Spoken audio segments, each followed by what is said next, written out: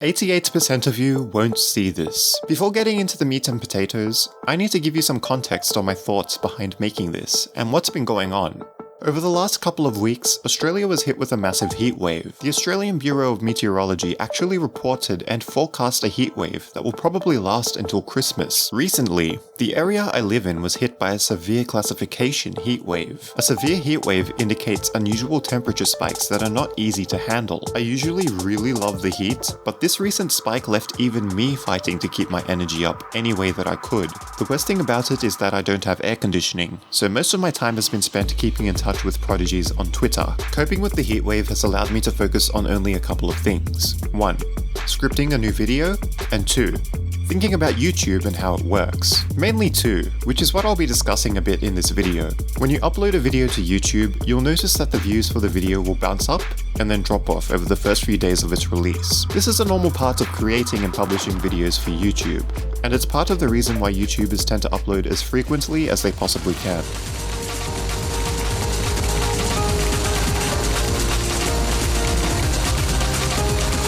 New videos give new life to a channel, and technically should snowball a channel's performance to reach new people. New people discovering a channel means that a channel can continue to thrive, and YouTube's robots look at your video performance to decide whether or not to show your videos to new people. There is a system in place, and most YouTubers are beholden to it. Most people would want new people to join their audience, so they try to make as many videos as they possibly can for max exposure. However, there are some channels that can produce way less frequently. They are the ones that tend to create recurring viral hits that keep the channel alive long enough for the next video to help it out again, but they are also seemingly rare. This constant cycle of creating multiple new videos a week is something that I've gotten used to, but during this heatwave in which I could do pretty much nothing, I've been worrying about how things would hold up for ProdCharles. Would the prodigies come flocking to the next video, or would YouTube's robot suppress it within the first hour of its life? Chances are that for this video, which isn't even a horror game theory, the answer will be suppression. Meaning 88% of you, on average, will not even see this video in your home feed. Laboratory will self-destruct in 10 seconds and counting. 10, 8, 7, 6, 5, 4,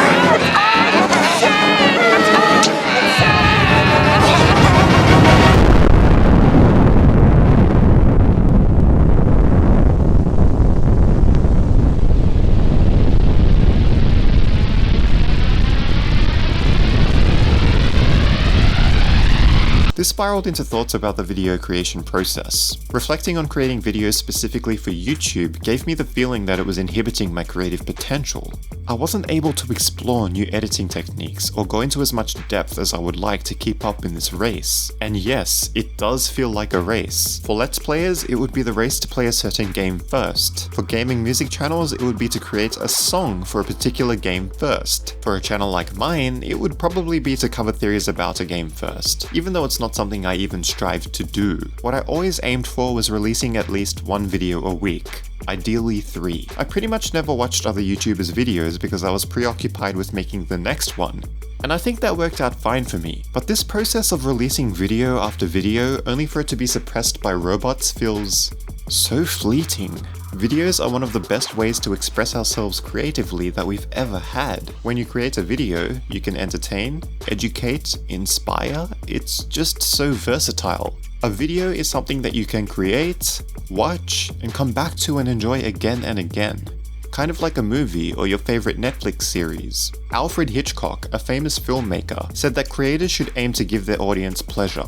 The same pleasure that they have when they wake up from a nightmare. But why does it feel like videos on YouTube have an expiration date? In a couple of days or even just 1 hour, a video on YouTube can be forgotten forever.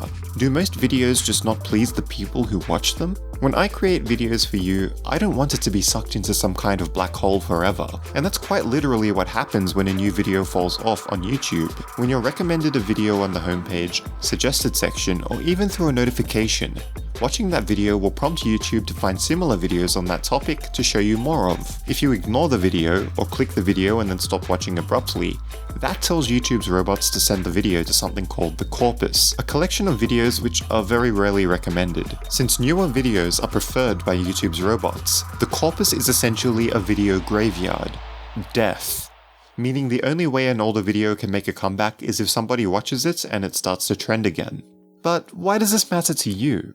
I don't want you to become part of the 88%. If you've watched this far into this video, there's a big chance that you're actually invested in me as a creator, and you might also care about this channel. Similarly, you might also just be interested in what I have to say about how YouTube works. Whatever the case may be, I want to create videos especially for you. I want to create videos that you truly enjoy watching and would share with your friends. Videos that you would want to see again and again. Videos that would give you the pleasure of waking up from a nightmare. Of course, you're allowed to become part of the 88% if you wish, but I hope that most of you who stick along with me for the journey understand if I'm a bit delayed with some of my next few videos, or if they're a bit different. Also, if you happen to ignore or quickly abandon one of my next few videos, now you'll understand why you won't see my new stuff anymore. My best piece of advice to those of you who want to keep up with this channel would be to add me on Twitter at ProdCharles, or to visit my channel on your mobile phone internet browser, click on the videos tab and save that page as an app icon. That way you'll be able to quickly check back for updates whenever you want. Prodigies, here's hoping that I can continue to make videos to help you expand on how you think. See ya!